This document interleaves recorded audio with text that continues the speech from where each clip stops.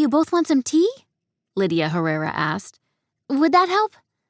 She stared at her twin brother Daniel, who was pacing the living room, and then at her best friend Abigail Abbi Wallace.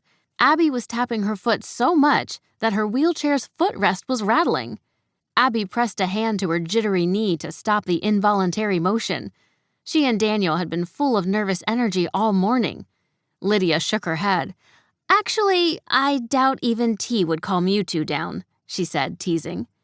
"It's not our fault," Daniel said. "This is Wild Whereabouts, the legendary Wild Whereabouts, and they're gonna be here any minute." It was true. Wild Whereabouts, a TV show about finding rare and endangered animals, had asked to film on the Wallace property today. They were looking for cougars, which had disappeared from Maine over 100 years earlier. The chance that a cougar might be living in the woods around Moose Manor was exciting.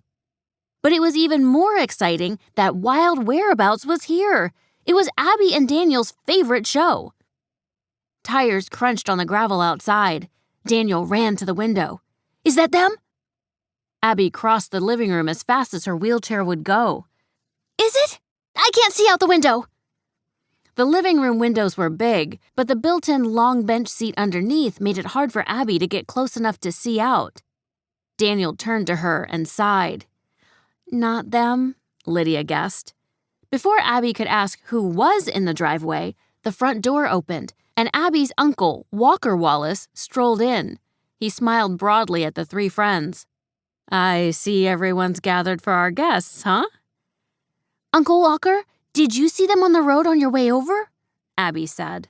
"Are they almost here?" Daniel jumped in. "And did you see Arthur Fitzpatrick?" "Arthur who's it?" Uncle Walker asked.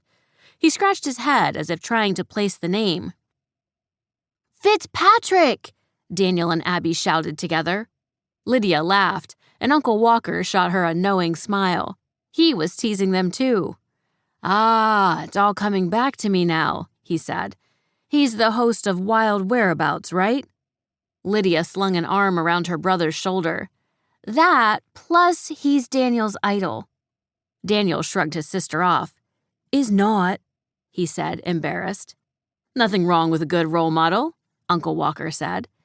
He made his way to his favorite chair near the fireplace and plopped down. "Is that why you look so dressed up today?" Abbi scanned Daniel's outfit. She hadn't noticed that he was wearing dark red overalls with shimmering fabric. He wore a black turtleneck sweater underneath, and his hair was parted neatly to the side. He really did look nice. Daniel blushed and turned back toward the window, still embarrassed. "We might have to be on camera," he said. "Uncle Walker, do you really think there are cougars around here?" asked Abbi. "I suppose it's possible." He stroked his chin, thinking hard. "In all my years living here, I've never heard of one, and I've certainly never seen any. But you know that the forest holds all sorts of secrets." Abbi nodded. That was part of why she loved nature so much. There was always a surprise around the corner. "Look," Lydia said. She was pointing out the window next to her brother. "I think that's them." A large white van was coming down the road. As it got closer, through the gate, over the moat bridge, and onto the driveway, Abbi could see the Wild Whereabouts logo on the side of the vehicle. It really was them. She expected Daniel to rush out the door to meet the van, but instead he looked frozen. Honestly, Abbi felt the same way. Lydia didn't feel nervous at all. She went behind her brother and held onto his shoulders to guide him outside. "I can't believe we're going to be on TV! Come on, let's go!"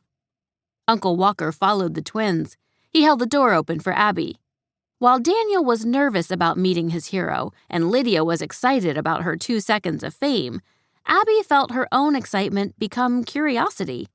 What exactly was waiting out in the woods for them?